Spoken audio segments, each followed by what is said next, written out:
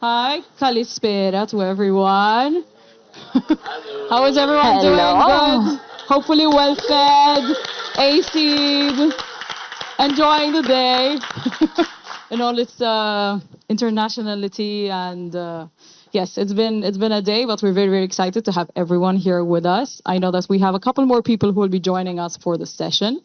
I am not delivering the session. I am just here for some safeguarding protocols because we take these things very seriously.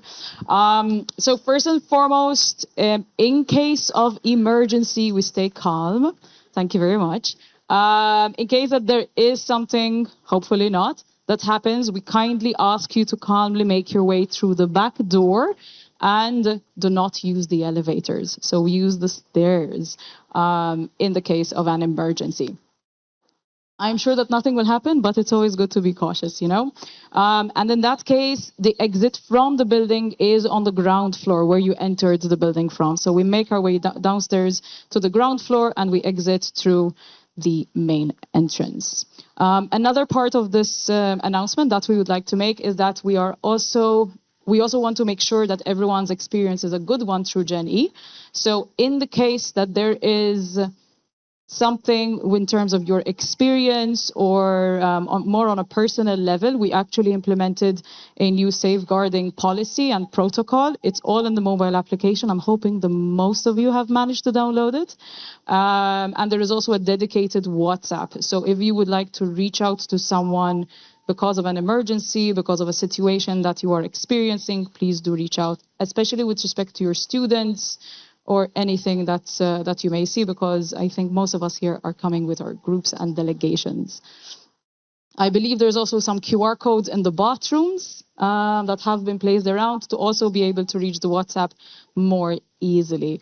And that is really it from my side. I really hope we do not need to use any of these protocols, but it's always good to be prepared. Please enjoy the session. And Diana, the floor is yours. Thank you very much.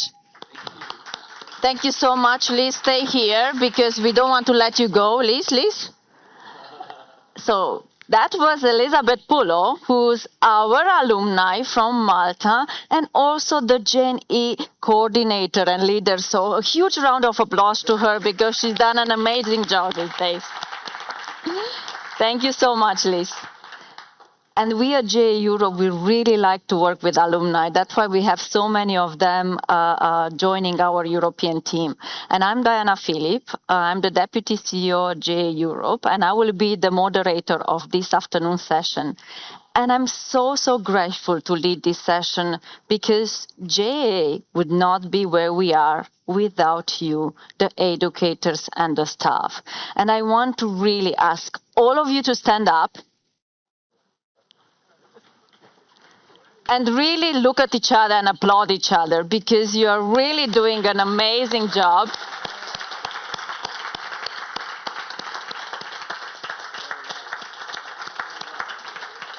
And I would like to ask you to come a bit more in front because we want to have an open discussion. So don't be shy there, but come in front so that we can really have a discussion. Thank you so much.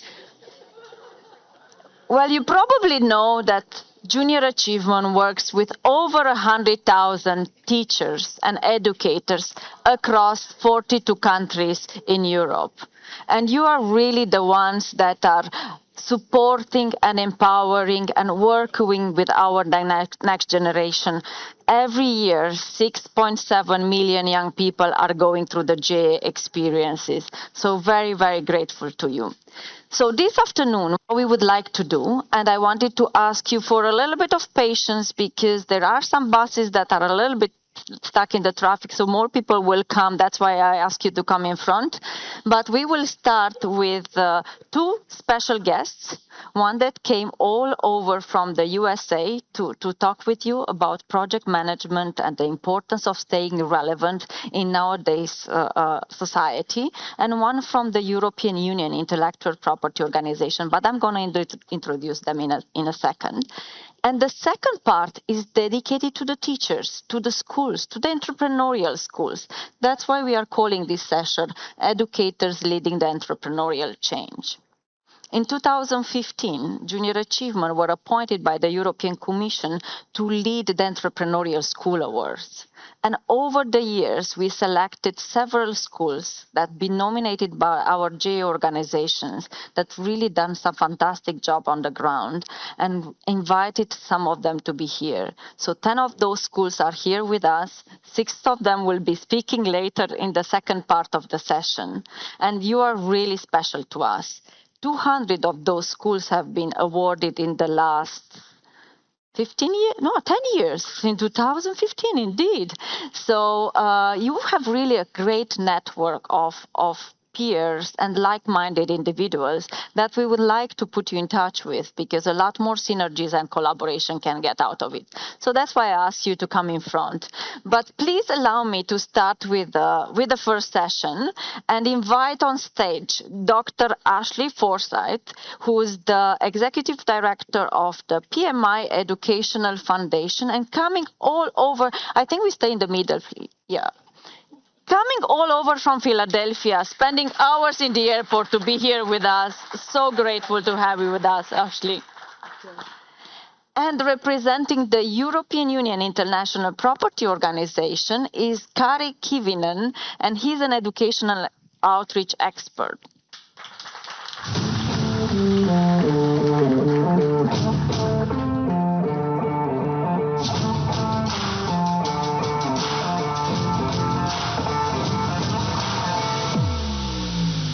Waiting for the music.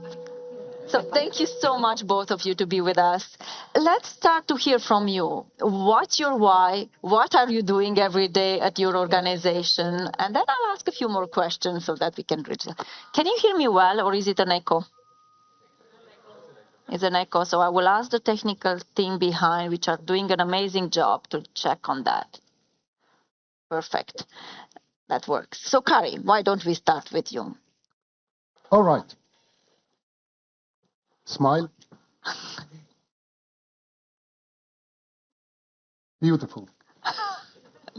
I have taken a picture of Diana. I own the picture. I have a copyright for it. You are all creators. You take a lot of pictures. You create all kind of text. You write all kind of lesson plans, PowerPoints, and it's protected by the copyright. Copyright is the most common intellectual property rights for teachers, for students, for me, and for even Diana. I'm going to sell this picture. No, you cannot. To Helsingin Sanomat and the Finnish newspaper. And I'm going to tell that in Athens, we have now the Europe's largest entrepreneurship festival going on. And if they don't buy it, I put it for free on the social media. But it's taken by me, credits by me. So this is only to say that intellectual property is all around us. Look at your clothes. What kind of signs you look at your shoes. Open your fridge. Go to any shop. And we can see trademarks, designs, packaging everywhere, slogans. And our youngsters nowadays, they are living in the world of intellectual property. They have Nike, Adidas, whatsoever sneakers. They have certain shirts, certain clothes.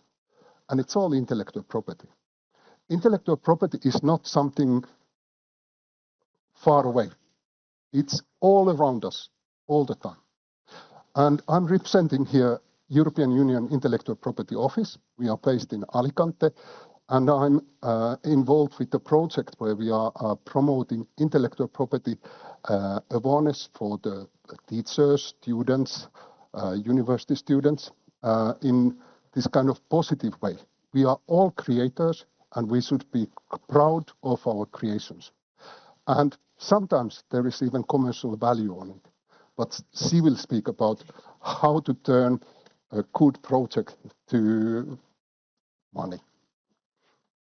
Thank you, Kari. That's a nice segue. So, Ashley, tell us what is PMI and PMI Educational Foundation, and why is it important for you to make this trip all over to Athens? Absolutely.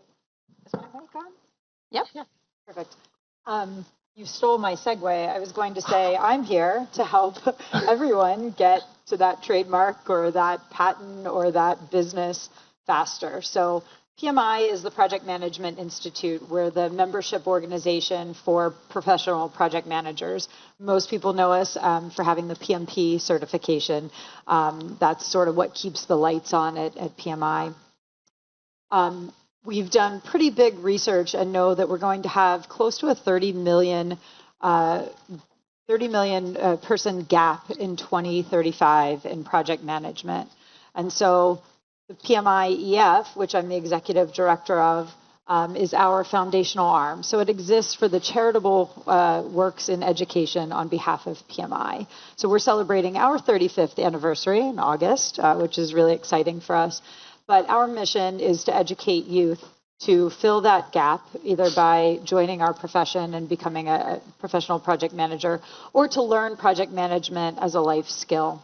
And so we've had a long partnership with JA Europe to start to implement project management techniques, less so tools, which we can talk about a little later, but techniques into helping a student get that idea and get it to reality faster by having appropriate frameworks to outline the work. So twofold, trying to help close that talent gap that we know we're going to see globally, but also equip students with skills that they're going to be able to take, from planning their graduation parties to standing up a company or a social enterprise.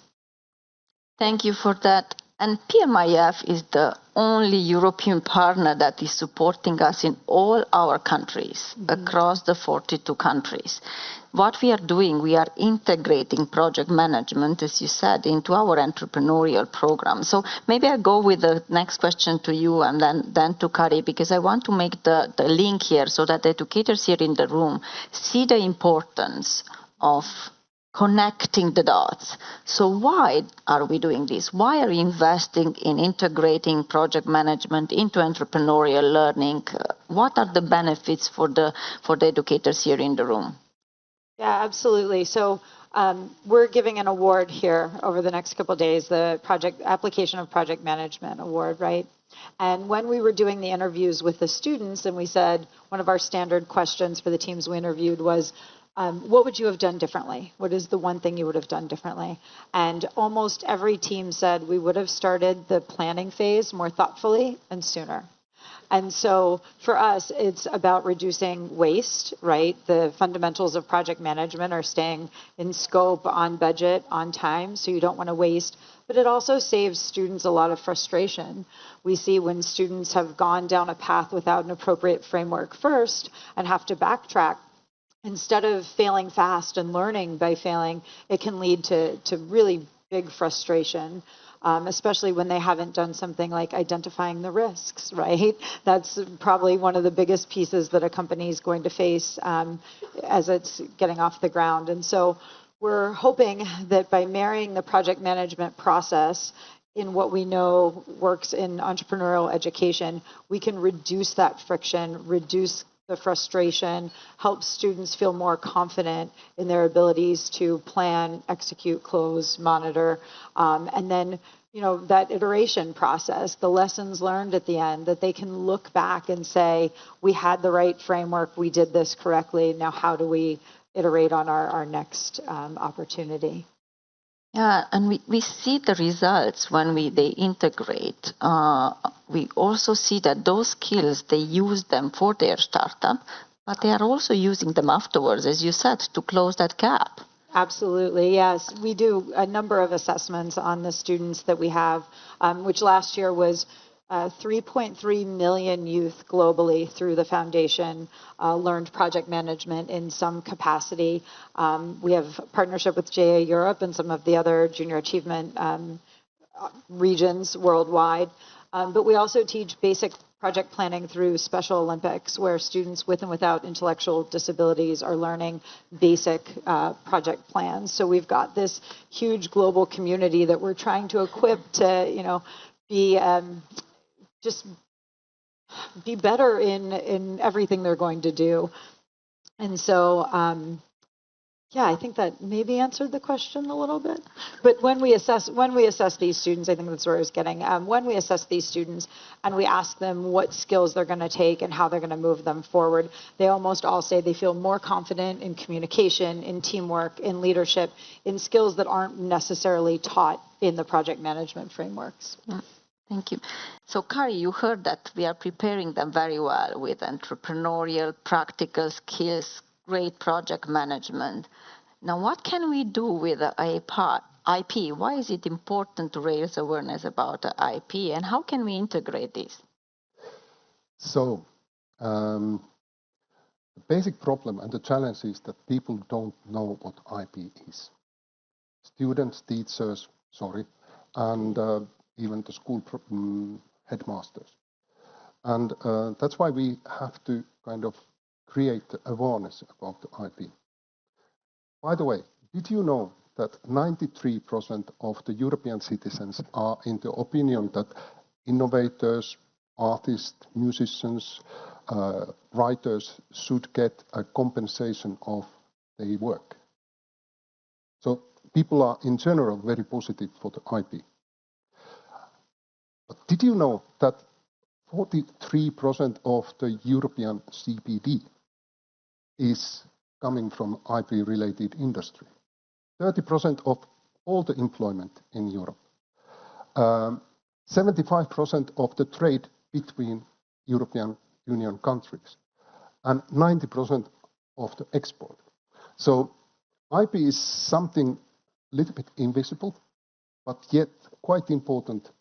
And it's actually the reason why we are so wealthy and prosper here in Europe. We have been using, our leaders and the companies have using very much the intellectual property rights to protect their innovation, their patents, their everything. So for the little companies, SMEs, small and medium-sized companies, we have made a lot of studies in EU-IPO. And the companies who are kind of having IP, who have registered their products or trademark or design or whatsoever, they have increased growth potential. They are more competitive in the market. They have improved reputation and trust from the others. They are attracting investment and funding more easily. They are able to go to the market expansion easier.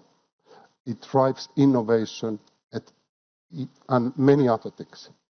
So we think that every single child in Europe, and maybe a little bit outside Europe, and should have entrepreneurship education starting from kindergarten to the university level. We had a meeting last year with our IP in Education network, and with 27 ministers of education, we made a declaration that it's nearly a right for the child to have entrepreneurship education in the school. We also think that teachers should have support, a little bit more information, awareness, and teachers should have a flexibility to kind of bring IP-related issues. Copyright is very easy to bring for the pupils. Starting from first year primary, when child is drawing the first paintings, they normally mark their name under with clumsy letters. That's intellectual property. That's something where it starts with. So there should be more awards and more companies and organizations who are doing this. This is a beautiful example of how to promote entrepreneurship and IP. And there should be also more collaboration with the private and this kind of public services in order to bring this above. In EU-IPO, we promote IP and entrepreneurship by providing teachers a lot of materials in all EU languages. We have MOOCs, we have all kind of tools which you can use for free. And I'm here to promote them. Thank you. And that's what we want as well, because Junior Achievement was born through an entrepreneurship program, our company program that was created in 1919 with the idea that inspiring young people to create businesses, startups, but also be entrepreneurial in their work. And that aligns very well with the priorities of the European Commission to make Europe the most competitive. Now, to do so, we need, as I said at the beginning, combine entrepreneurship, project management with IP to put them all into the relevance of today. There is one extra element that is creating a little bit of disturbance here, which is called AI. So what role does AI has in project management and then also for you in IP? And how do you both jungle this new reality? And it's very relevant because if we do not look at where we are going, then we'll have a problem afterwards. So what are you doing? I know you're investing a lot, Ashley, in AI. Can you give us some example? Absolutely. So PMI invested in creating a product called Infinity, where we were talking about IP earlier. It takes PMI's standards and our PMBOK guide, which is our body of knowledge, and essentially feeds it into the machine. And so when AI, let's say 3 years ago, really started to gain traction, project managers were among the most afraid. Like, this is taking our job, no doubt. And so what we've done at PMI is try to make sure that it's not replacing a job, but making project managers much more efficient and effective. So something like a risk register, right? If you had a team or a company and you were going to develop a risk register, you'd get out Excel, label your risk, try to assign different numbers and values, and you'd get the people in the room, right, thinking about what could go wrong. Now you can go to Infinity or any AI at this point and say, produce a risk register for me, help me score it. It'll give you the framework to do that. And then you can ask, help me identify the risks. Here's the kind of product we're trying to create. Here's what we're trying to do. Here's where we might want to launch. And it prompts people to think about what could be there, what could go wrong, things that you probably wouldn't find just with those 4 people in the room. And so we're encouraging project managers to automate where possible. We did a pretty large study around AI and project management with, I think, 180 companies, benchmarking if they're using AI, like they're full adopters or if they're explorers, and if they found benefit to using it. And overwhelmingly, the adopters found benefit. So we're encouraging project managers to look at 2 specific spaces of our sort of 7 elements of how you use AI in project management, and that's really around that idea generation, and then automate anything that you can. And from the student perspective, we also have some free resources we can give away. In addition to the resources provided as part of Company of the Year, we have free resources on the PMI Educational Foundation site called Skills for Life. And it's something that teachers, educators, nonprofit leaders can download. And our newest iteration, which is going to be on our site, I hope, in the next coming days, also includes AI prompts for students for how some pre-written prompts for how it might help them get to what they need. So projects are always going to need a risk register. They're always going to need a project charter. You're always going to want to define your budget. So what we're trying to do is automate those elements that we can, but still prompt critical thinking, knowing those jobs have to still be done, whether you automate the front end or get your ideas from ChatGPT or Claude or whoever you wish to speak to on your computer. Well, those tools are so important, and we'll be happy to distribute it to everyone here when you have it ready, because I think everyone should know how to use them. In fact, I wanted to check how many in the rooms are using AI. Perfect. Well, I don't see any hand that is not up. So how many are using it daily? Almost everyone, right? Daily, not everyone, but almost everyone. Well, I use them more than daily, because it's really I call it my executive assistant, my friend. He's my chef too. Yeah, exactly. It really helps indeed on helping you home with the food, helping you with ideas for holidays, helping you with tasks, helping you with ideas on these sessions. How can we make it interactive and so on? So we are using it a lot. How is EUIPO looking at AI? I'm saying looking because for you the challenge probably is even bigger, connecting it with IP. So we are following what happens. Let's say from the legal point of view, especially in Europe, AI has certain challenges in the data input for the large language models and in the data output when the product outputs are too close to the copyright protected materials. We have just published a 500-page study on it and where we are. And if you are interested, go to EUIPO publications, you will find it. But we have a special place for teachers. We have been organizing a lot of teacher trainings for teachers because not everybody are so, how to say, AI users like you are, seem to be here. There are still about 25% of the teachers who have not touched AI at all, who are afraid of it.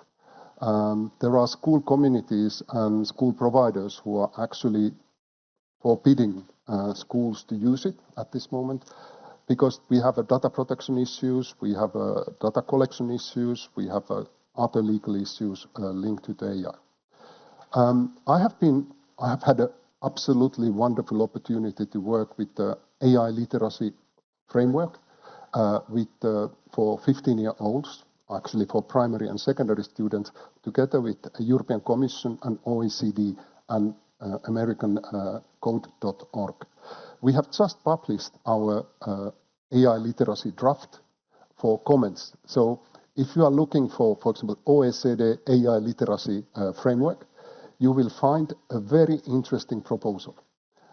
We are proposing this kind of human-centric approach to using AI. It's a wonderful tool to create things. It's a wonderful tool for brainstorming. It's a wonderful tool for the teachers to ease their work in many ways. But it should be constructed quite carefully. And what is important, we should be transparent on the use of AI. And this is something we would like to say to the teachers and students, because there are a lot of this kind of academic misuse of AI tools. Students tend to do their homeworks with the AI. And we would like to propose this kind of transparency that teachers keep tasks for the students where they are telling that in this task you can use AI, and then other tasks where AI is not used at all. And so to create this kind of form of trust between the teachers and students. Now, from the IP point of view, intellectual property point of view, it's interesting because we are living the most amazing times. The big platforms who are training the large language models have been using copyright protected materials to train them without asking too many questions. And now there is a possibility to opt out. And many big publishers, newspapers, magazines, are forbidding AI crawlers to take their content. And it has created a new market. So actually there is now a new situation where publishers can even sell the content for the AI platforms. And it's interesting. But if I come to the small and medium-sized businesses, I noticed I'm in the jury of the upper secondary school, and I've noticed that many students groups have used AI. And actually we are asking the students, what is the part done by the AI in your production? And if it's used too much, it's kind of kills the spirit. The creativity. Yeah. And we can see it in some proposals that AI has been heavily used. But if it's used in a way to innovate and then continued with the human input, that's wonderful because it's a tool which saves time and it's very effective. So mixed feelings, mainly positive. Check our AI literacy framework. It's interesting. And if I could just Yes, jump please. in, we were speaking backstage about how the onus is also on us and on educators to not write questions that are essentially prompts, right? We saw the same thing. We have asked a number of questions in the judging, and when you have a question that is just going to do nothing but regurgitate the knowledge, it's a prompt, and they can edit, they can change, you can do control, find, and replace, and pick some new synonyms, but at the end, you've still just written them a prompt to put in, versus being really thoughtful and deliberate about the answer you want and how you want the students to get there by demonstrating their learning. And so it's been a big learning curve for us in the evaluation of project management awards, in our scholarship applications, in everything we're doing. It's forced us to take some of the onus on us and not just put it all on the students for cheating and using AI, but it's on us to really ask questions that aren't just regurgitating what we already know. The joke about when we were learning math, they said, well, what are you going to do? Walk around with a calculator in your pocket all the time? Well, yes, we do that, right? That's how we are. I think it's very much that same thing with AI. You already can get the knowledge you need very quickly without having to necessarily know it. But how you apply that is really what we're interested in. And so you have to ask the question so that you get the answer of how the application was done, not just what is project management. Thank you for that, Ashley. And I see that time is flying very fast when we are into this topic. You will Talk. I know we can talk much more, but I also want to give the chance to the people in the room. If you have any questions, you will probably say it's a lot of information you are throwing at us.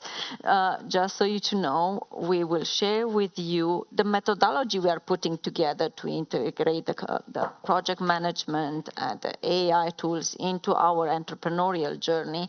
And also we will be working with EUIPO even more to see how we can integrate also the IP. Why? Because I have a huge challenge for you. Are you ready? You are the entrepreneurial schools of Europe. We would like each of you to bring forward a unicorn. So what do you say of that? Big challenge? There are good candidates already There in are the good selection candidates. of All this your year. students that are here, they're amazing. Yeah. So how can we really help the young people to create those unicorns that make Europe stronger? So maybe I'll leave you with this. And I don't know, think about it. If you have any burning questions to our two amazing speakers, please let me know. Anyone? No, I think you were very clear. Can I have 1 minute elevator speech? 1 minute. Okay, we can work together. Yeah, go for it. So when your students are creating a company or startup, they have to think about name. That's trademark. That's IP. When they are thinking of logo or slogan, that's IP. When they are thinking the design of the product or design of the packaging, that's IP. When they are thinking of if it's for local markets or for larger markets, that's IP, how to protect it. If there is an innovation included, how to protect that, that's an IP. If there is lack of money, how to get more investors, that's IP is an answer. So for entrepreneurship education, IP is essential part of any startup. That's why we can do those unicorns if we have all the pieces together. Thank you very much, both of you. Thank you.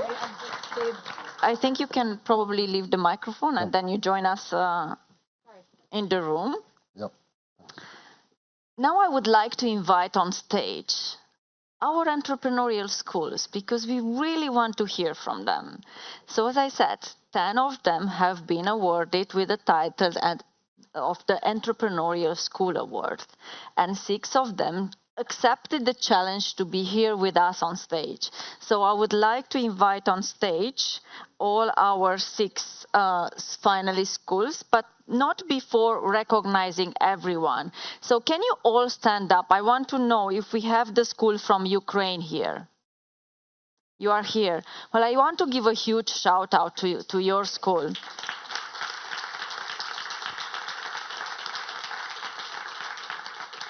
Do you know why? Because they are the one of the most innovative and resilient vocational school in Europe. And they rebuilt the school after the missile hit the school in 2022. So we are really honored to have you with us and really grateful for everything that you are doing. So I'm gonna also wanted to give a shout out to the school from Slovakia. Are you here? The Business Academy. Thank you so much for joining us. Your students did amazing in top entrepreneurial fairs, and you really shout out for everything you do on entrepreneurship. Thank you and huge congratulations. I know it's your colleague, that's why she's not on stage. So now I'm recognizing the ones that are not on stage, because I think every single one of you deserve that. My next one will be the school from Latvia, Riga Teika Secondary School. I'm not sure. You are here? Okay. You are really famed for fostering student-led tech businesses and digital leadership, so huge congratulations to you. And I also wanted to shout out to the school from Denmark, and I've tried so much to learn that word, so please apologize if I don't pronounce it correctly, is the Ervers Academy from Aarhus. They couldn't make it, I know, but I think they deserve a huge shout out, because they have 58 dynamic programs and are educating 12,500 students. So it's really amazing the work that they are doing. And now I would like to invite on stage our dearest panelists, which is Julian from Austria. Please join us, and they will tell us why their school is special. John from Cyprus, welcome. Tina from Finland, welcome. Sandra from Luxembourg. Emma Sofia from Sweden. And Aspasia from Greece.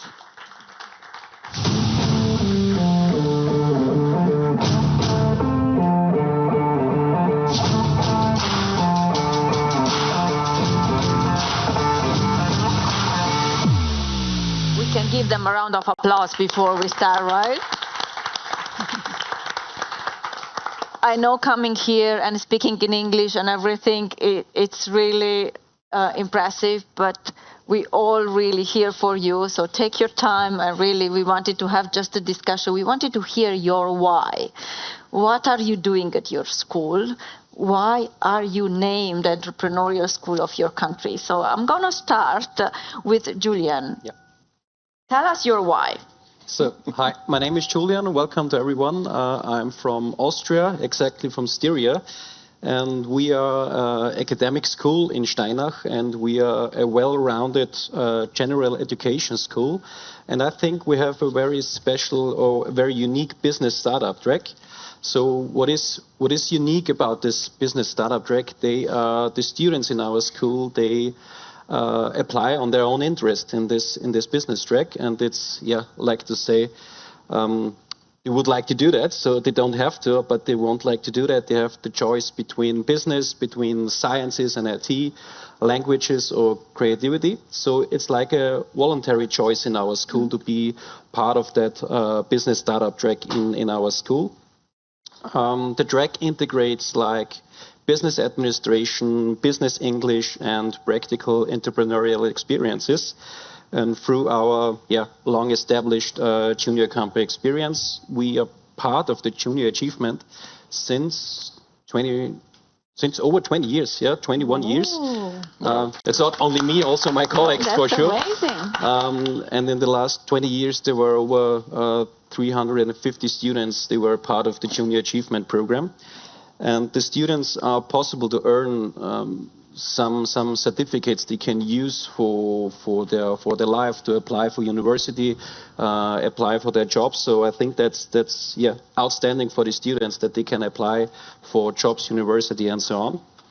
And they are also possible to earn the Austrian business license. So after the school, they are possible to make their own business, to make their own entrepreneurial skills in their own business, maybe. And therefore, we have some special partnerships with local entrepreneurs. They prepare our students for that test, for that special license in the Austrian Economic Chamber.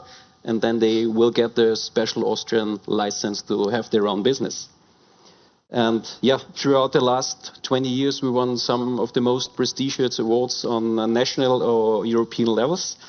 And the last year was very special for us because we won the first time in our school, and also the first time in Austria, we won the Best European Junior Company Award. So it was a very special year last year. And also one of my, I think you deserve that because the team was amazing. It was an amazing year for us, for my colleague as well. And he won also one of the best teacher award in Europe. So it was, quite a busy year last year. And beyond our business track, there are strong national and international partners and partnerships, for example, with our Erasmus Plus program. So we have cross-border projects with other schools, with partnerships in Germany, in Denmark, in Spain, in Italy. And so we try to extend our entrepreneurial learning space for our students, that they have the possibilities to learn through whole Europe, and that, I think that's quite special for our students in our school. That's amazing. So you are really doing some wonderful job there. And you mentioned Erasmus. That's what we want to see after this. How can we collaborate more together? You know that Erasmus is facilitating these kind of opportunities. So you will for sure hear it from us, because we want to work more with you, and you have some amazing stories, all of you. So thank you so much. I'm going to go through each of you, and if the time allows, I'll have a second question, but I think we go one by one, and then No problem. So, John, you've been also with supporting junior achievement programs for many years. Tell us your story and your why. Before I say my story, Diana, thank you very much for giving us this opportunity to be part of this great festival, I can say today, this entrepreneurship, and share also at the same time our experiences to be part of this great event. I represent the junior and senior school. I'm from Cyprus, and essentially our school is a school that has students from the age of 3 up to the age of 19. So you can understand that the spectrum is a huge one, from the very early years up to the sixth formers, as we call them, as we follow the English national curriculum. And from next year, Diana, we will follow, we will do the international baccalaureate. So that's another challenge for us to promote and embed this entrepreneurship into this new program that we will actually launch next year from September 2025, and everyone is looking forward for this particular opportunity. John, 1 second. I wanted to ask the technical people if you can really do something with the sound, because there was an echo there. Oh, okay. Is it better now? Now it's good. Yes. Thank you so much. Okay. Please continue. Yes. I want to be more precise of what we actually do in our school. Essentially, we're a huge team of teachers, both in the junior school and the senior school. And more specifically, in our junior school, it all begins with curiosity. And what is stimulating the curiosity? the passion of teachers. If we don't have the passion, whatever we do, essentially, no one is going to be able to choose or at least inspired by us. So the way I talk like that is because we have the passion. And essentially the junior school students, they are taking part in various educational fairs, entrepreneur fairs, and also they have the opportunity to take part in a program called Mind Reset, which is run by the Junior Achievement in Cyprus, actually, and we're very happy to be part of this particular program. Essentially, it's a program that is tackling environmental issues, and imagine now a 10-year-old student to come out with ideas and solutions. This is what makes fascinating the junior school, and we're actually part of that particular project. And thank you, the Junior Achievement in Cyprus, for providing us with this opportunity. As they grow, our senior school students, they're taking even more exciting challenges. This is where they're part of the junior achievement, like what we actually do right now, or they are actually taking roles in the CEO's business simulations, or even taking part in the Erasmus Plus programs, which I had a chat with Julian before, and it's giving us also the opportunity to collaborate with other schools and see how the other schools are also, and at the same time, our kids to be able to understand as well. What's truly special, though, is essentially how every subject it contributes to the execution of this thing. We've got the sciences, we've got the religious education, we've got the business, we've got the economics. As we talk right now, a group of students representing our school in Cyprus, they're taking part in robotics, in brake circuits in another country in Europe. So we're actually very proud of our students. And essentially, in short, if I would like to summarize whatever I said up to now, Diana, is that we don't just teach entrepreneurship in our school, junior and senior school, we live it. And this is what is important, we live it. And also, our students, they aren't just preparing for it, they're just making their mark as well at the same time. So thank you for the opportunity, and I'm happy to be part of this lovely panel here. Well, thank you so much, John. You could all see the passion that he has for living entrepreneurship and the curiosity you're teaching to young people. So grateful to have you in our network and for joining us here. And I already heard they were talking about collaboration, so it's working, it's working. We talked about that before, yeah. Wonderful, wonderful. That's what we wanted to do. Great. Let's go to Tampere, Finland. Tina, if my notes are correctly, you are teaching 17,000 students per year? Yeah. That's a lot. That's amazing. That's amazing. Yeah. So proud to have you here with us. Yeah, we are second biggest school in Finland in vocational school. I mean, but we have the biggest amount of GA companies in Finland in our school, so that's why we are awarded. I think that's the one reason for that. It was nice to hear your passion, and we have all kinds of methods, because you understand if we have 17,000 students, then we have lots of teachers who are doing this there. But I think the most important thing that made us the biggest GA producing school is that our leaders made big decision to put the entrepreneurship into our strategy.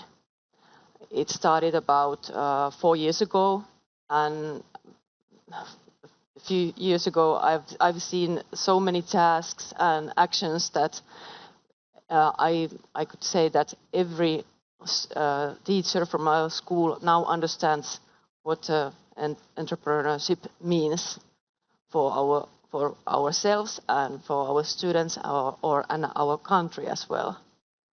So I would like to say all the leaders that you have to be brave and start something to do new, and also believe in that and make the actions as well, and build a system where your passionate teachers can do those actions and teach teach all those students. And the other thing that we have been doing is that we have been listening the working life all the time. I'm sitting all the time, all those tables, and listening what they are asking from us. And I ask, what do you want us to teach? And they always say, please teach the students that those kind of skills that they can work together, they believe themselves, they think with their own brains, and they are creative all kinds of in situations in this world. Those are those three things. And we will teach the rest of the skills. And I am always like, okay, we need entrepreneurship to our school, because I think that's the way how you can teach those things. So Exactly. yeah, that is our story. So that's the theory of change that the Junior Achievement applies, where we want young people to believe in their ideas and we'll help them to grow them and put them in practice. So grateful to have the second biggest school in Finland here with us, and also to be part of the company program. You have so many company programs and mini companies every year. So grateful to have you with us. Okay, so let's go from Finland to Luxembourg. Sandra, tell us your story. Yes, so we are a small school, but I suppose every school in Luxembourg will be smaller than your school. And in fact, our school is a we have a traditional curriculum because of the program which is imposed in Luxembourg. But we thought it would be very important to promote autonomy, responsibility, and an entrepreneurial mindset among the students. So we launched a lot of projects which are mainly extracurricular. So there are a lot of activities which the teachers just propose as a supplement to all the normal stuff which is learned, because we have a very important academic program we have to treat. And yes, in fact, which is very special in our school are the teachers, because they offer a lot of possibilities to the students, so they can develop, so they can learn how to pitch, they can lead their junior companies, they can learn about finances, which is important in Luxembourg as well.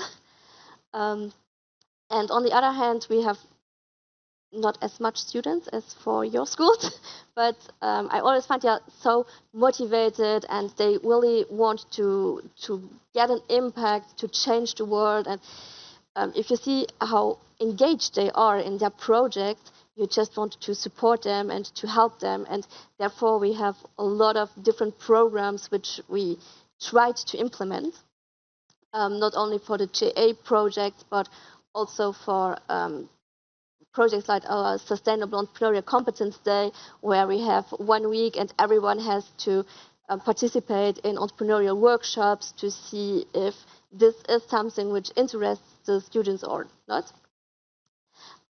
We have small pilot classes where we just implement another kind of teaching based on projects they make, so to promote autonomy and an entrepreneurial mindset.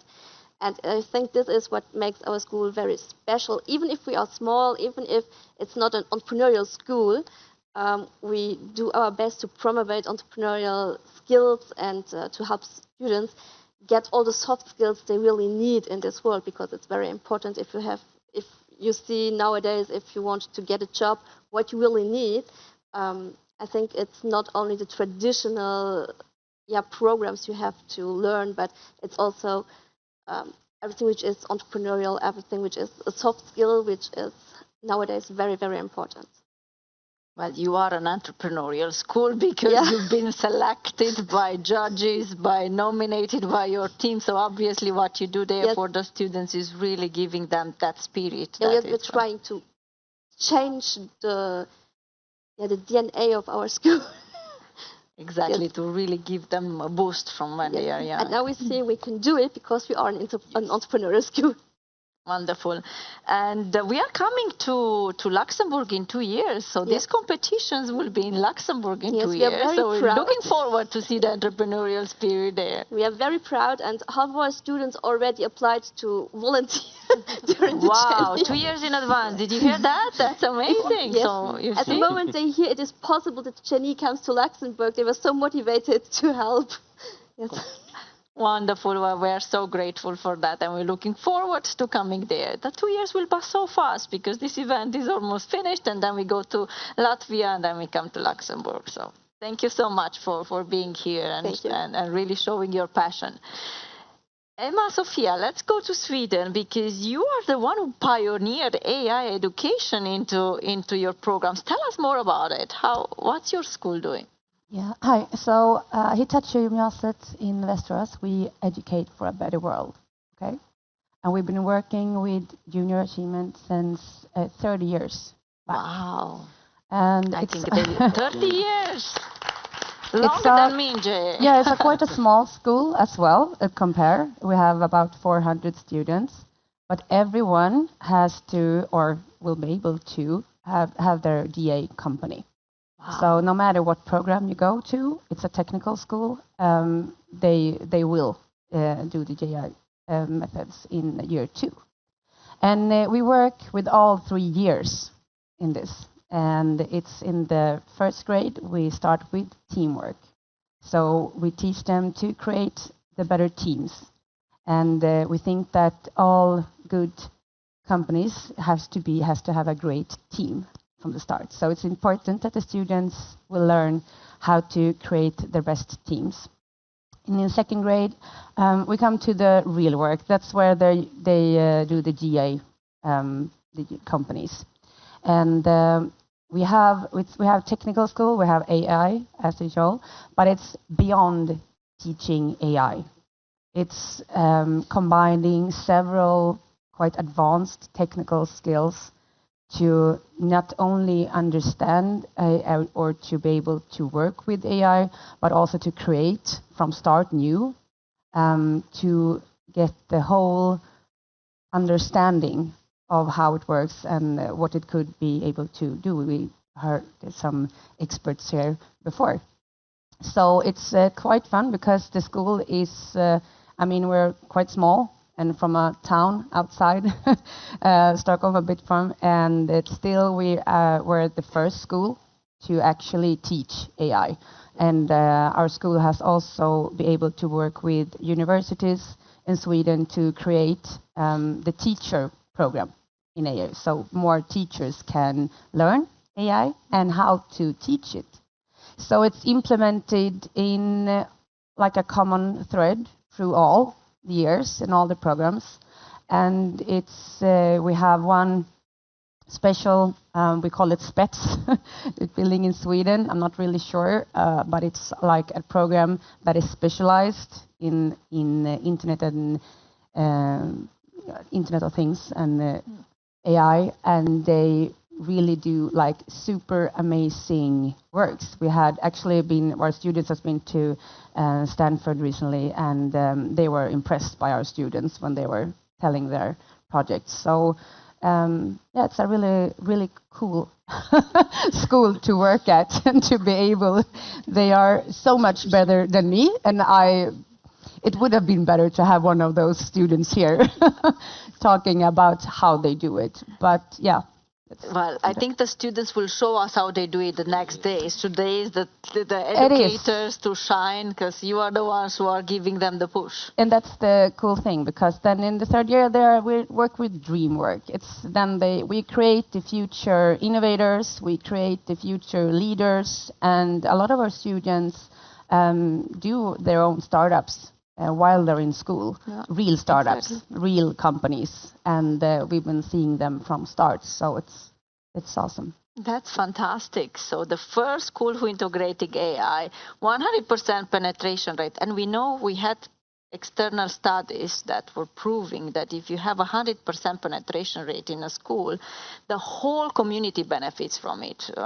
Teachers are happier, parents are happier, the communities, because they see the benefits of getting young people to show what they're passionate about. So that's maybe another challenge for everyone here in the room. How can you get all the students in your school to run the entrepreneurship program of JA so that you really help the whole community? And that's a great example there. Thank you so much, Emma, Sofia. Let's go to the hosts, to Greece. Aspasia, tell us your story. Yes, I am Aspasia. I am from Greece. I teach in third junior high school of Argyroupolis. My students, the age of my students are 12 to 15. In my school, we run many programs with GA, all the programs with GA, Company Junior, GA Company, Jim Wisely, and we create the app with App Lab. Junior Achievement proposed this app, and we use this in all the companies. Not only App Lab, but AI and Python libraries. We create a company GA, EcoGuard AI, an app which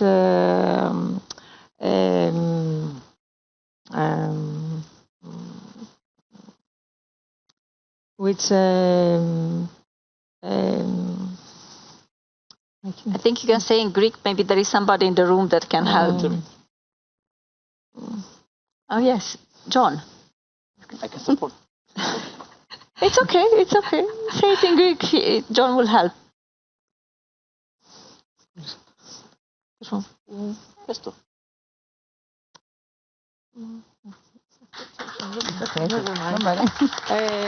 we use this app.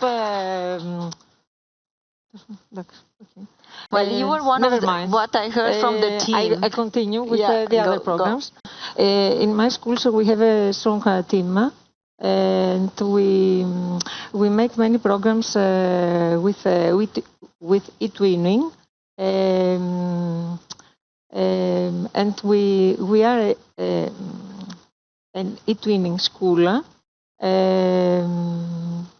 And we run programs with European Space Agency. Wow. The programs are MoonCamp, AstroPi, Mission X, Train Like an Astronaut, and Climate Detectives for kids and advanced. Other programs we run in our school are with robotics, Arduino, Microbit, E3, Spike, the Lego robot, and we do all the best for our students, and all the students are very happy for this. Yeah, that's what I heard as well, that you are the first adopter of entrepreneurship education in the country, and in a progression level, from, as you said, from the younger ones, from the mini company program to older students. You are trying everyone to have one entrepreneurial experience before they leave school. We would love as well that all the young people in Europe will have an entrepreneurial experience before they leave school. Well, thank you so much to you as well, and honored to have you here. We have 10 minutes left, and I wanted to open up the floor to all of you. It's your moment to ask questions to our amazing speakers here on stage. Everyone wants to break the ice? Please. Can you introduce yourself and from where you are? Then I am from Young Enterprise Switzerland, so JA Switzerland. And I have a question regarding the schools where you make it mandatory for all students to participate in the program. In Switzerland, we made the experience that the more mandatory it is, the harder it is for teachers to motivate all the students all year long. How do you deal with this? That's a good one. Anyone wants to pick up? Just Yeah. say something. That's a very good question, actually. This word mandatory, compulsory, it's a very dangerous word. And actually, it keeps away the students because it's compulsory. That's why in our school, it's not compulsory. It's optional. And if you like to be part of this journey of the junior achievement, then this is exactly their perfect idea because they can see different examples of people outside which they are entrepreneurs and they would like to be like them. So it's their stage, it's their opportunity to shine via the junior achievement. So the word compulsory in our school is a bit tricky, so it's optional. And they love to be part of this. Also, they love also the fact that they can actually promote their ideas. They can promote from the very beginning, from the scratch, come out with solutions, promote their programs, and they can even continue run the companies after they graduate. So it's that fascination. And also, if they win competitions, they will come here or they will come to another country and travel and also shine in these competitions as well. So compulsory is a bit tricky word. I wanted to hear from Emma Sophia. How do you do it? Hi. So actually, our school is quite famous to be like for innovators. It's famous for its entrepreneurship. So the students choose our school because they know it's a good school to go to if you wanted to do this. But of course, out of 400 students, there will be students coming to the course. And I mean, we have to remember that even if GA is a great method, it's still a course with all its, things to a course. You have to learn something else also and put grades on and so on. So they come in the beginning and maybe not so sure about it. But in the end, we all have them go through all this. Some love competitions, some don't. And that's okay. You don't have to compete. It's an optional. But in our school, I think it's a quite in the walls to do it. But and the other side of this program, they are so fascinated about the whole experience, and they go talk to the younger students, and they tell them their story, and that they were afraid in the beginning, or they didn't know what they were going to do, or how to make the best idea. It doesn't have to be the world's best idea. It doesn't have to be the new startup. It doesn't have to be even AI or technology.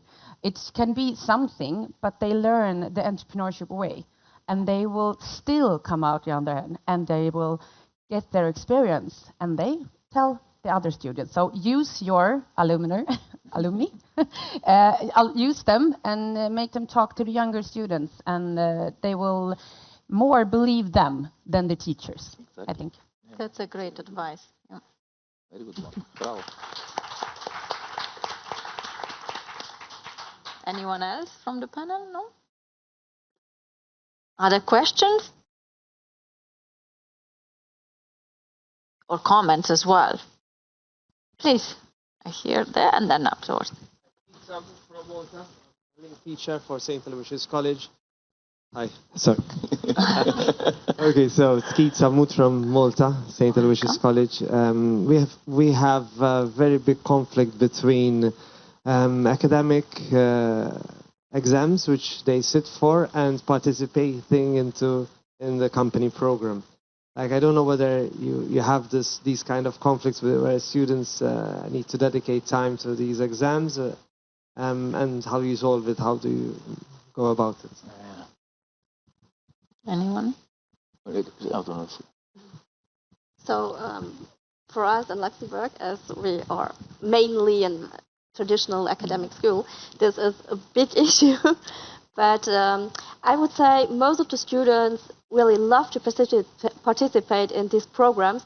And even if they know they have to learn for their exams, they just want to do it.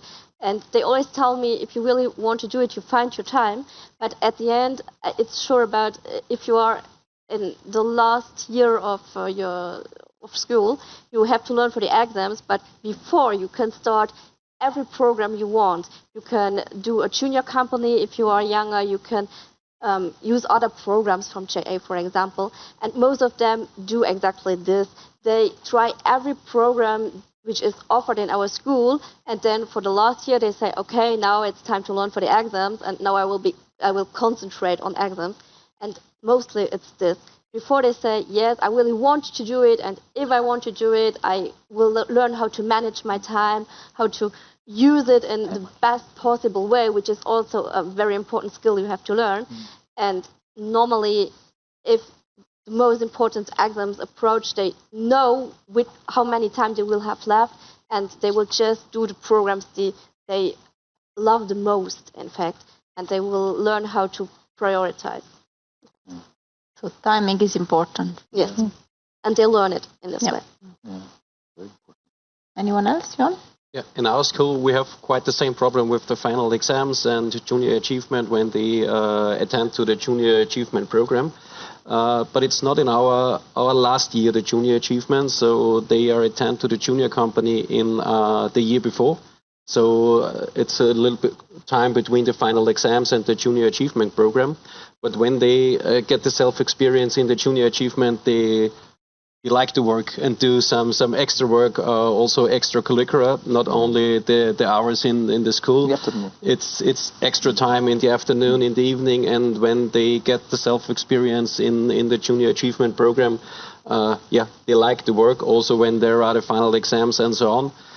We have the problem as well in our school, but maybe it is a good choice. It's the junior achievement program is in the year before the final exam starts, so it's a little bit divided in two parts, maybe that way. Well, we have some studies that prove that students who've been running the company program have better results at the exams.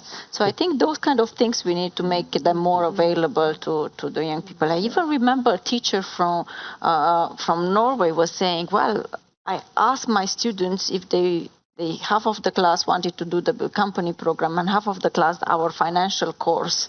And at the end of they all had the same exams, and the students in the company program had better scores at the financial exam than the ones who just studied it. So the practice really count a lot. So I think probably we talked about role models, we talked about examples. I think we need to make this available to them so that they really understand, because we know they're very busy. There are lots of things happening on that social media as well. Maybe the good thing about that is you can combine the theoretical things with hands-on learning in the junior achievement year. So exactly. I think that's the thing why they maybe are better in the end of the year. Yeah. Indeed. Maybe I pick the last question here. Oh, a comment?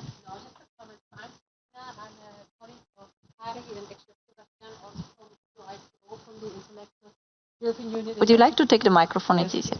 Yes, sorry. So I'm Sabina. I'm a colleague of Kari, so working at the European Union Intellectual Property Office. And I had really the honor to see many of your applications being part in the jury.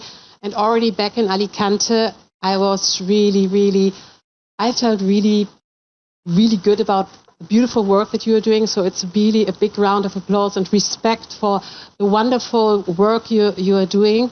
Because we are trying to make IP more relatable, and until a few years ago, we were more heading towards the young entrepreneurs starting maybe at the age of 20-something.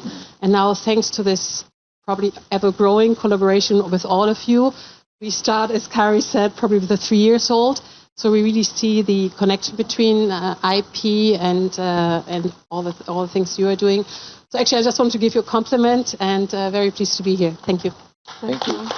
Well, thank you so much, Sabrina, for being part of the jury to select the 10 entrepreneurial schools, because I know it was not an easy job, and she was together with other judges from international organizations. It wasn't the GA Europe team. We wanted to leave it as much external as possible. So you really got credit from experts like Sabrina and others. They were the ones who selected you. There's one more question, I think. There's one more question. There is one more question? Okay, please. My name is Pavle. I come from one small country in the Europe, Montenegro. And I would agree with my colleague from Switzerland, Sven, who told that it's obligation, a mandatory exam in our school. Additionally, we have like free activity in their free time where school proves our materials, space, everything what we need. I want to ask you, because our country is really small, is it same thing in your countries that in last few years interest of the kids a little bit fall because they have new lifestyle where they spend a lot of time on mobile phones or other activities? So in last 2 or 3 years, me and my colleagues have to do a lot of energy to attract them just to start. When they start, they usually finish it. But every year is harder and harder to attract more people for these activities. And usually, if we don't go to every class, we would have just few of students. Even my school is around 1,000 students, which is for Montenegro, pretty huge school. Thank you. Thank you. Anyone wants to pick up on this? Tina? No? Yeah, I think I can share the same problem a little bit in Finland as well, but I would say that we teachers should just do our work and keep going and ask the students come together and give them for that opportunity for example, run a GA company or something like that. Because the world is changing, but we have to keep up. I don't know what is the right solution for that. But I think you said it right. Offering the opportunity is already the first step. I mean, the ones that came here thanks to you because you've done the work on the ground. So you offer that opportunity to them. Yeah, and I believe that when the people come together, they realize that it's more important than the cell phone. Yeah. It's always better. We cannot give up. We need to keep trying, inspire them, and make them understand that what is important in all these competitions is not the end result. It's a journey. They learn. And one of the things that I found very useful in our school is to take the students into some organizations to see how they actually operate. And they understand that whatever they learn in various topics, in the business, in marketing, in HR, essentially they can apply that in their companies. So it's a very good opportunity, these trips to companies, so they can actually maybe talk to them about it. Maybe you can talk about maybe you can actually make the curriculum of entrepreneurship not just content-wise, but to live, to make it real life, so they can actually understand. And I'm sure the kids will actually take something positive out of it, and maybe this can be the spark that you are looking to start up this actually idea of having more students. It's never easy. It's the perseverance. You need to keep trying. We cannot give up. We cannot give up. We need to keep trying and show the passion to them, and trust me, they will respond. Amazing. Well, I think with that, I will conclude the session because the screen became very red here, which is telling us that the time is off. It went past very fast. That really shows the great engagement that we all had and the good discussion. And it gives us idea to do more things together to where we can share and learn from each other. So we'll try to see how we can collaborate with you and offer even digital maybe opportunities for learning and exchanges, because it's so much we could get from each other. So very grateful to all of you for being here. Another round of applause to our speakers.